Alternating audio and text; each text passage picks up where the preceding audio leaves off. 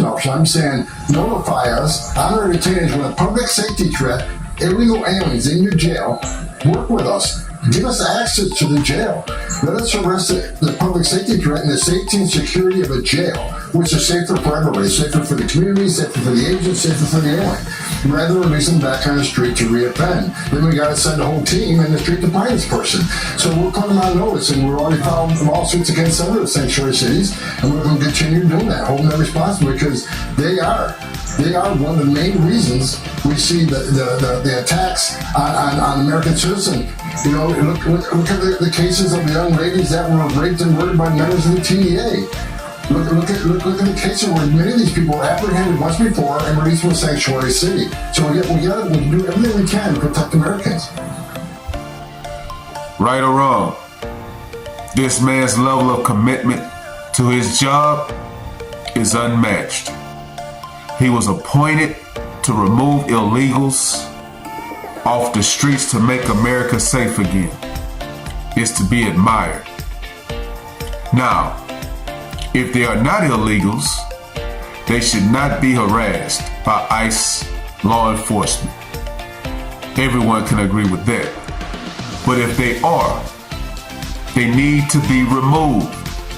There's no other country where you are allowed to run the streets unfeathered. Period. They would be arrested and detained.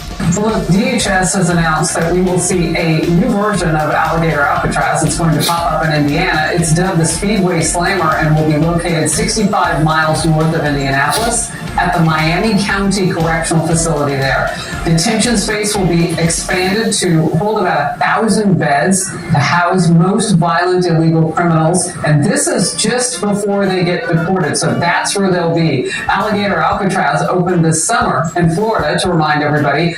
And it can now hold 2,000 detainees and is expected to hold up to 4,000 in the future. Deportation flights of illegals there started at the end of last month. You know, it's hard to believe that they're going to be held here for any period of time. Why can't we just kick these people out? Like, they're here illegally and they're committing further crimes. We spend lots of money housing these illegals that came into the country unchecked. Hundreds of thousands at a time when Kamala Harris was tasked as the border czar, which we all know she didn't do a damn thing. And I agree that in any other country, they would just get kicked out, not given beds to sleep in, and costing Americans hundreds of thousands and millions of dollars. Well, that's our intent, right, Wade? So I appreciate the other 1,000-bed facility. I would like to see larger facilities where we hold 4,000 or 5,000 people, and that creates another efficiency. Have one place, have an airline right there, a landing strip right there at the facility. That creates efficiencies, removes them quicker. We can move people in and out quicker. So I'd like to see the bigger facilities, but every 1,000-bed facility we bring on helps. We need 100,000 beds. That's what we asked for in the big, beautiful bill. That's what we got. 100,000 beds means we move people in and out more quickly. So I hope and pray we get to 100,000 beds as quick as possible. And I agree with you. Look, the whole process is arrest them quickly, remove them quickly. And that's why we're arresting the significant public safety threats and national security threats. And many of them have final orders already. They've had due process at great taxpayer expense. And that's why we're also looking for 1.4 million illegal aliens who already had due process and have an order removal on standby. These are also easily removable aliens, and that's why we add them to the priorities. Wow. And so somebody has to be harboring some of these people. I mean, they're getting help inside the country. How do you hide 1.4 million dangerous illegal aliens that you need to go after? Look, it's been 200 days.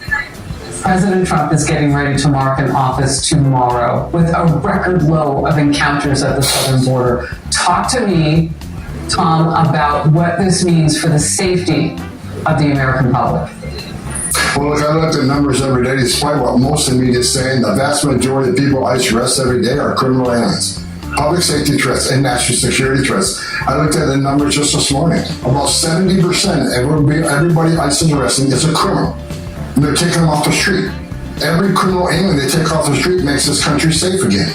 And every public safety threat and national security threat, adding national security threats, we arrested thousands of national security threats. Again, making this country safe again. President Trump promised the American people that we would have the largest deportation in the history of this nation, and we're doing that. I looked at the numbers yesterday. We're at over 300,000 repatriations since President Trump been in office. And in the first 4 months, of course, of the fiscal year, or Biden 4 months, so can't count them because they didn't do anything, but we're moving at record pace. And this country's getting safer every day. Tom Homan, thank you very much. You're right, a drop of more than 90% month over month from February to June from just last summer. Biden made things so bad for everybody. Good to see you. Thank you for the hard work that you and your men and women continue to do. Thank you. Tom Homan is saying they need over 100,000 beds, and that 1.4 million illegals have been released into America is a crazy number. Good luck, Tom, and thank you for your service, and God bless. Like, comment, subscribe. Follow God, not culture. I'm out.